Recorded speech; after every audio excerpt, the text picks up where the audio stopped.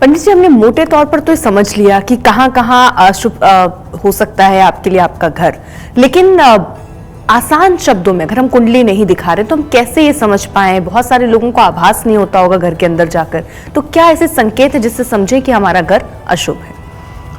3-4 चीजों पे आप टेस्ट कर सकते हैं कि आपका घर शुभ है या अशुभ है। जी।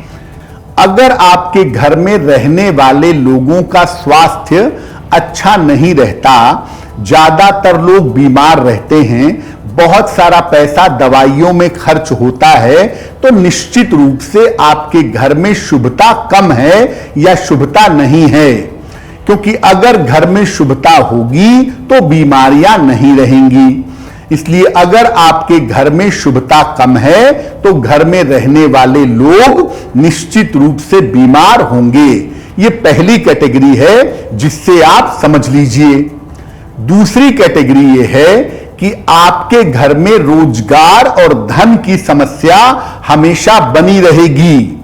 आप लाख प्रयास कर लेंगे लेकिन पैसे रुपए के मामले में उन्नति नहीं कर पाएंगे, या एक ही जगह सालों साल से नौकरी करते चले आ रहे हैं, आपका कोई प्रमोशन, कोई इंक्रीमेंट नहीं हो रहा है, आपके रोजगार में कोई बढ़ोतरी नहीं हो रही है। सीधा मतलब है कि आपके घर में अशुभता है, जिसकी वजह से रोजगार में उन्नति नहीं हो रही है।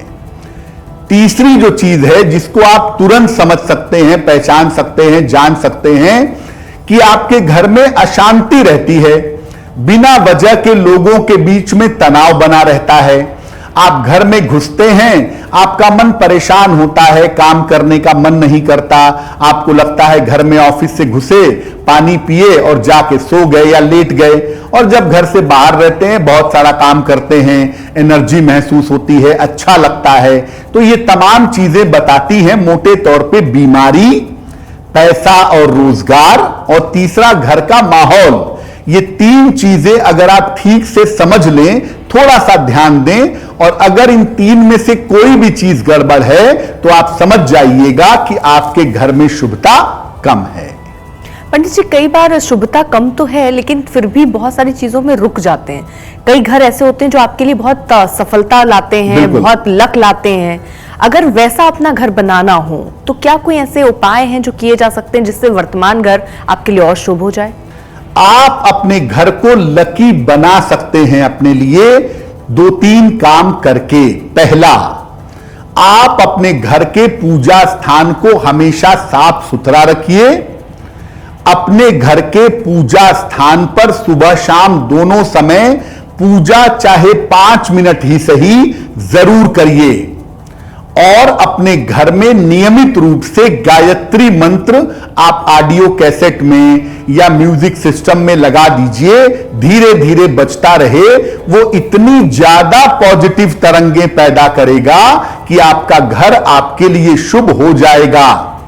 और एक काम, दीपावली के अवसर पर एक पोटली बनती है, एक कलश बनता है जिसको भाग्य का कलश कहते हैं। एक मिट्टी का छोटा सा कलश लेते हैं दीपावली की रात में, उसमें जरा जरा सा 7 अनाज डाल देते हैं उस छोटी सी मटकी में, और एक चांदी का सिक्का या एक सामान्य सिक्का डाल देते हैं और उसका मुख लाल कपड़े से बांध देते हैं। इसके बाद इस मटकी को, इस कलश को सावधानी से अपनी रसोई में कहीं पर छुपाकर रख देते हैं। ये एक बड़ा जादुई प्रयोग है, क्योंकि ये कलश, ये मटकी पूरे साल भर आपके घर के निगेटिव एनर्जी को लेती रहेगी और घर में पॉजिटिव एनर्जी पैदा होती रहेगी। अगर ऐसा कलश बना करके रख दिया जाए तो उससे भी आपके घर में शुभता बढ़ेगी, पॉजिटिविटी बढ़ेगी और आपका घर आपके लिए भाग्यशाली सिद्ध होगा। एस्ट्रो तक ऐप पर आपको मिलेगा भविष्य से जुड़े हर सवाल का जवाब। डाउनलोड कीजिए एस्ट्रो तक ऐप और चुटकी में जुड़िए इंडिया के बेस्ट एस्ट्रोलॉजर से।